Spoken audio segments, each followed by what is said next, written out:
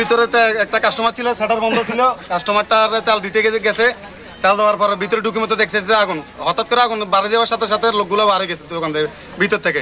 এরপর আগুন শুধু বাইতে আছে, সিলিন্ডার এবং কি তেল সবকিছুর মধ্যে আগুন পদ্ধতিভাবে আগুন বাইতেছে শুধু। না বহিরাগত কোনো লোক ছিল না, এটা আস্তার আগুন ধরে গেছে। তো আগুন দেখার সাথে সাথে উনি নিবানোর চেষ্টা করছে, তখন নিভাইতে পারতেছে না। তো না নিভাইতে পারে তখন সে ফায়ার সার্ভিসের ব্যবস্থা নিল। ফায়ার সার্ভিসের বলার সাথে সাথে ফায়ার সার্ভিস আসছিল, আসার সাথে সাথে এখানে এরা অনেকক্ষণ চেষ্টা করতেছে আগুন নিভানোর জন্য। তো সেক্ষেত্রে এরা আগুনটা নিভে সফল হয়েছে।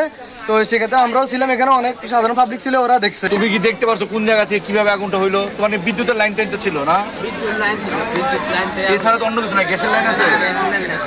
তোমার বাড়ি তো গ্যাসের লাইন নাই? না বাড়িতে এই 10টা 50 সময়ে পরশুরাম ডাক বাংলার রাস্তায় এই খোলা তেলের দোকানে একটা অগ্নিকাণ্ডের সংবাদ পাওয়ার সাথে সাথে পরশুরাম ফায়ার স্টেশনের একটি ইউনিট এবং ফুলগাজী ফায়ার স্টেশনের একটি ইউনিট, মোট 2টি ইউনিট সাথে সাথে অগ্নি নির্বাপনের চেষ্টার জন্য আসছে। আসার পরে আশেপাশের যে বাড়িঘর ছিল এগুলিকে রক্ষা করে অনেক ঝুঁকি নিয়ে এই খোলা তেলের দোকানের আগুনটা নিয়ন্ত্রণে রেখে এক জায়গায় রেখে আগুনটা নির্বাপন করতে সক্ষম হয়েছে। আগুনে হতাহত এবং ক্ষয়ক্ষতি অগ্নিকাণ্ডের কারণ তদন্ত সাপেক্ষে বলা যাবে। আসলে মালিক পক্ষের সাথে আমরা কথা বলে তারপরে ক্ষয়ক্ষতিটা নির্ধারণ করব।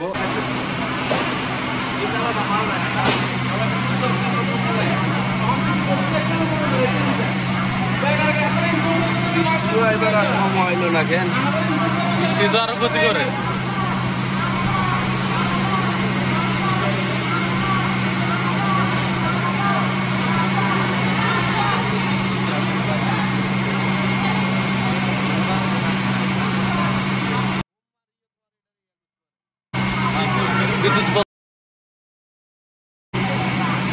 লোক তো মনে হয় কেউ নাই।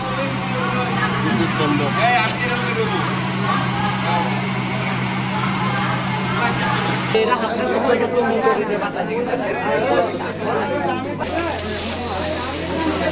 বিরান সাহেব লাগাও।